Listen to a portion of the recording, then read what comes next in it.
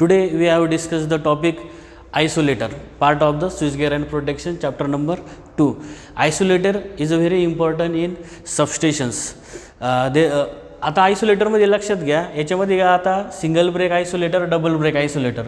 Single break आयसोलेटरमध्ये काय होतं आहे की आता इथं बघा कनेक्शन सिम्बॉलमध्ये काय बघतो आहे, सिंगल ब्रेक म्हणजे इकडून कॉन्टॅक्ट ओपन होतो आहे, म्हणजे वन साईडने होतं आहे, म्हणून याला काय म्हणतो आपण सिंगल ब्रेक. डबल ब्रेकमध्ये काय म्हणतो आहे, सपोज कॉन्टॅक्ट 1 आणि contact 2, this is contact 1 and this is contact 2. Double break काय होतं की दोन्ही कॉन्टॅक्टमधून तो मूव होतो आहे, तुमचा हा कंडक्टर म्हणा किंवा ठीक आहे हा रॉडच असतो कंडक्टर. तर याच्यामध्ये आपण काय बघतो आहे, single break isolator, double break isolator. तर याच्यामध्ये टाईप्स पडलेले, आयसोलेटरचे 3 टाईप पडलेले, vertical break type isolator, horizontal break isolator आणि पेंटाग्राफ टाईप आयसोलेटर. तर आयसोलेटरचं मेन फंक्शन काय, what is the main function of isolator. आयसोलेटरचं मेन फंक्शन आहे to isolate the any equipment, to isolate the any part in the system. Suppose any one transformer, this is transformer, this is transformer, right? This is system 3 phase, this is transformer. We have to isolate that transformer from the system, then we use the isolators. We use the isolators when this contact get open, this transformer is isolated from the system, right? What is the purpose to isolate? If any maintenance of that transformer, maintenance purpose, if any if the fault takes place in that section, we need to isolate that transformer by using a isolator. Isolator is nothing but only to isolate the system, to isolate the system. Main difference between isolator and circuit breaker is isolator only isolate the circuit, only isolate the circuit, but it cannot detect any kind of fault. It is not a sensing element, you know, it is not any sensing element, right? It is operated manually, it is operated manually. आता लक्षात घ्या, याच्यामध्ये काय होतं की circuit, आता we know the relation between circuit breaker and relay. When any fault takes place in the system, relay give command to the circuit breaker, relay give command to the circuit breaker, and circuit breaker start there separating the contact. आता याच्यामध्ये काय होतं आहे की तुम्हाला काय करायचं आहे की आता आयसोलेटरमध्ये काय होतं आहे की तुम्हाला फक्त आयसोलेट करायचं आहे. पण आता याच्यात लक्षात घ्या, कुठल्याही सिस्टीम आयसोलेट करताना काय होते, suppose this is close path, this is isolator, right, this is close path. When we open that isolator in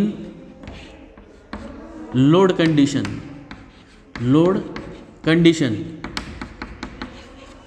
this, if this isolator open in load condition, then what will happen, the more spark takes place in between that two contact. आपलं main function काय आहे की याच्यामध्ये sparking व्हायला नको, याच्यामध्ये sparking व्हायला नको. जर हा कॉन्टॅक्ट मेक, आता हा मेक आहे, जेव्हा ब्रेक होतो आहे तर ऑब्वियसली इथं स्पार्क होणार, ह्या सेक्शनला काय होणार आहे, स्पार्क होतो आहे. तर जो स्पार्क जर झाला तो इकडं तिकडं स्प्रेड जर झाला, if it is spread then it may be hazardous, may be fire hazard takes place in substation where it is place. हा आयसोलेटर जिथं तुम्ही वर्किंग ऑन लोड कंडिशनला जर ओपन करताय तर काय होतं आहे की तिथं स्पार्क होतो आहे. तो स्पार्क न होण्यासाठी सगळ्यात पहिले सिक्वेन्स खूप महत्त्वाचा असतो आयसोलेटर ओपन करताना आणि क्लोज करताना, आणि हा सिक्वेन्स खूप महत्त्वाचा आहे. This sequence asks in examination. Sequence काय आहे, सपोज आता isolator, okay, for opening condition, right, and for closing condition, right? These two conditions we are studying.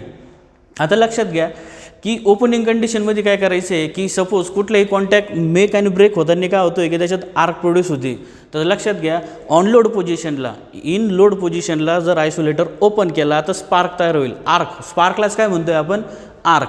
Arc जर प्रोड्यूस झाली तर ती अदर इक्विपमेंटवर स्प्रेड होऊ शकते, ती व्हायला नको. तर सगळ्यात पहिले आपल्याला काय करावं लागेल, सिस्टीममध्ये circuit breaker open the contacts of circuit breaker. Circuit ब्रेकरचे कॉन्टॅक्ट काय करायचे, open, right. Then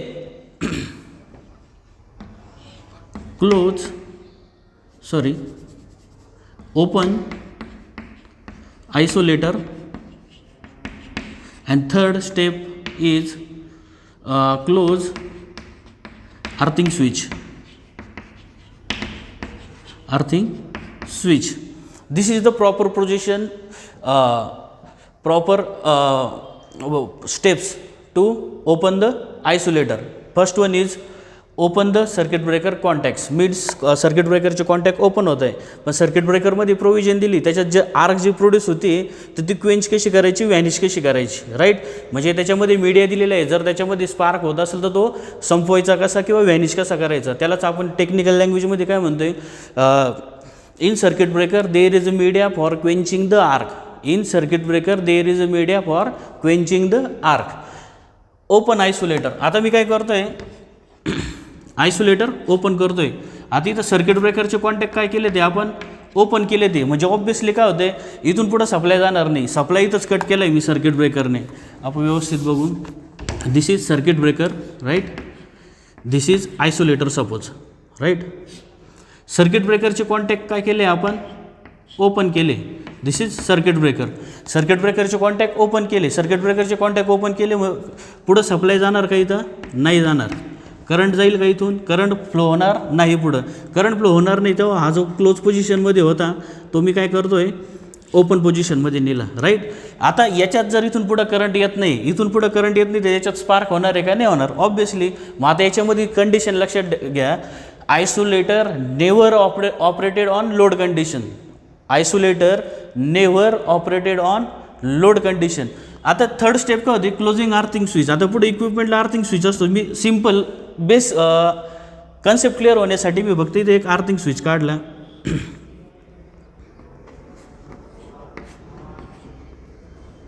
this is earthing switch ग्राउंडला, राईट. सिक्वेन्समध्ये लक्षात घ्या, सगळ्यात पहिले मी सर्किट ब्रेकरचे कॉन्टॅक्ट ओपन केले. सर्किट ब्रेकरचे कॉन्टॅक्ट ओपन केल्यानंतर आयसोलेटर ओपन केला. आयसोलेटर ओपन केल्यानंतर मी काय केले, सिस्टीमचा आर्थिंग स्विच क्लोज केला. लक्षात घ्या, आर्थिंग स्विच काय केला, क्लोज केला. क्लोज केला मग काय होणार आहे, सपोज सिस्टीममध्ये तुम्ही जेव्हा मेंटेनन्स करता येतं, सिस्टीममध्ये कधी कधी काय होते की चार्ज स्टोअर असतो, एनर्जी असते, किंवा ते फुल्ली डिस्चार्ज करण्यासाठी किंवा ते मेंटेनन्स करण्यासाठी तुम्ही त्या कंडक्टरला टच करू शकतात. इलेक्ट्रिकल शॉक्स न होण्यासाठी टोटल एनर्जी आपल्याला व्हॅनिश करायची किंवा ग्राउंडला न्यायची. तेव्हा मी काय करतोय, लाईन टू ग्राउंड करतोय. Suppose in short line to ground. Okay, line to ground केलं. याच्यामध्ये लाईन टू ग्राउंड म्हणजे ह्या सिस्टीममध्ये जो बी चार्ज असेल तो काय होईल, डिस्चार्ज होईल. लक्षात आहे, जो बी चार्ज असेल तो मी डायरेक्ट शॉर्ट केलं आहे, म्हणजे आर्थिंग स्विच काय केलं आहे, क्लोज केलं आहे, तर तो ग्राउंडला जातो आहे. ग्राउंडला गेल्यामुळं काय होतं की ह्या सिस्टीममध्ये कुठल्याही प्रकारचा चार्ज उरलेला नाही, म्हणजे याच्यावर तुम्ही मेंटेनन्स करू शकता. या सिस्टीममध्ये इथं मेंटेनन्स करू शकता. सपोज आता मेंटेनन्स माझं कंप्लीट झालं आहे सिस्टीममधलं. सपोज एखादा ट्रान्सफॉर्मर होता, मला मेंटेनन्स करायचं होतं, पण त्याचं मेंटेनन्स कंप्लीट झालं आहे आणि तो ट्रान्सफॉर्मर मला सिस्टीममध्ये परत आणायचा आहे. सिस्टीममध्ये परत आणायचं असेल तर आपल्याकडे आता क्लोजिंग पोझिशन राहील, closing condition, right. Condition number second, closing condition. Closing कंडिशनमध्ये कसं होणार आहे लक्षात घ्या. आता सिक्वेन्स मी इथे लिहितो. क्लोजिंग कंडिशनमध्ये काय होते, सगळ्यात पहिले मला काय करावं लागेल, जर मी सिस्टीम डायरेक्ट चालू केली तर काय होईल, शॉर्ट सर्किट होईल, राईट. सिस्टीम जर चालू केली तर डायरेक्ट शॉर्ट सर्किट होईल. तर मी काय करेल, सगळ्यात पहिले आर्थिंग स्विच काय करेल, ओपन करेल. मला काय करायचं आहे, आयसोलेटर क्लोज करायचं आहे. तर सगळ्यात पहिले काय केलं मी, आर्थिंग स्विच काय केला, क्लोज केला, ओपन केला. आर्थिंग स्विच काय केला, ओपन केला. आर्थिंग स्विच ओपन केल्यानंतर सेकंड स्टेप काय राहणार आहे माझी, अजूनही सप्लाय चालू केलेला नाही, अजूनही सर्किट ब्रेकरमधून सप्लाय जात नाही. तर मी काय करेल, नो लोड कंडिशनला आयसोलेटरचे कॉन्टॅक्ट काय करेल, क्लोज केले. म्हणजे सेकंड स्टेप काय येते माझी, क्लोज आयसोलेटर. आणि लास्ट वन इज काय येईल, मी सर्किट ब्रेकर स्टार्ट करेल. म्हणजे आता सप्लाय येत आहे तुमचं आयसोलेटरमधून आणि हा स्विच ओपन आहे, म्हणजे लाईन टू ग्राउंडही फॉल्ट होणार नाही. तर सिक्वेन्स मी परत एकदा तुम्हाला सांगतो समजण्यासाठी. फॉर क्लोजिंग कंडिशनमध्ये सगळ्यात पहिले तुम्ही काय करशाल, आर्थिंग स्विच क्लोज करशाल, सॉरी ओपन करशाल, अर्थिंग स्विच काय करशाल तुम्ही ओपन करशाल, नंतर तुम्ही आयसोलेटर क्लोज करशाल, आयसोलेटर क्लोज, आयसोलेटरचे कॉन्टॅक्ट क्लोज करायचे. Third one is close circuit breaker contact. आता याच्यात लक्षात घ्या, सगळ्यात पहिले सिक्वेन्स लक्षात घ्या, while opening and while closing, while opening the isolator and while closing the isolator. While opening condition of isolator, मला आयसोलेटर ऑपरेट करायचं आहे, राईट, मला आयसोलेटर ऑपरेट करायचं आहे. तर सगळ्यात पहिले सर्किट ब्रेकरचे कॉन्टॅक्ट ओपन केले, त्याच्यानंतर मी काय केलं ओपन आयसोलेटर, आयसोलेटरचे कॉन्टॅक्ट ओपन केले. थर्ड काय आहे close earthing switch, earthing switch काय केला क्लोज केला. म्हणजे काय झालं की कुठल्याही प्रकारचा आर्क प्रोड्यूस होणार नाही.